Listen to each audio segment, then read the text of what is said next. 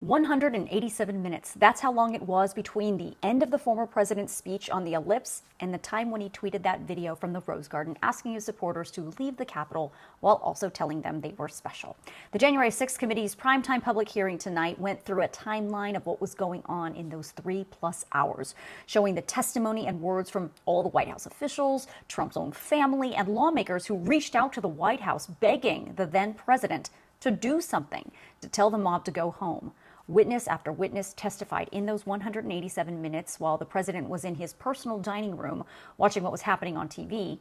He didn't really want to say anything publicly to forcefully condemn the violence. Sarah Matthews, a deputy press secretary under Kayleigh McEnany, testified under oath tonight. She said Kayleigh told her the president didn't even really want to use the word peace in a tweet he sent in the middle of the attack. Shared with me that the president did not want to include any sort of mention of peace in that tweet, and that it took some convincing on their part, those who were in the room. And she said that there was a back and forth going over different phrases to find something that he was comfortable with. And it wasn't until Ivanka Trump suggested the phrase "stay peaceful" that he finally agreed to include it. During the hearing tonight, we saw a lot of things we've actually never seen or heard before. We heard about the video message the then president tweeted at 4:17 on January 6th, which had a prepared script stamped "President has seen," condemning the violence and demanding people go home from the Capitol. But instead, the former president spoke off the cuff and said this. But we can't play into the hands of these people.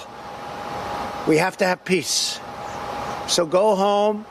We love you. You're very special. We also saw this raw video from the video address the then president recorded and aired on January 7th. And to those who broke the law, you will pay. You do not represent our movement. You do not represent our country. And if you broke the law, you can't say that. I'm not going to. I already said you will pay. But this election is now over. Congress has certified the results. I don't want to say the election's over. I just want to say Congress has certified the results without saying the election's over, okay? I would like to begin by addressing the heinous attack yesterday. Yesterday is a hard word for me.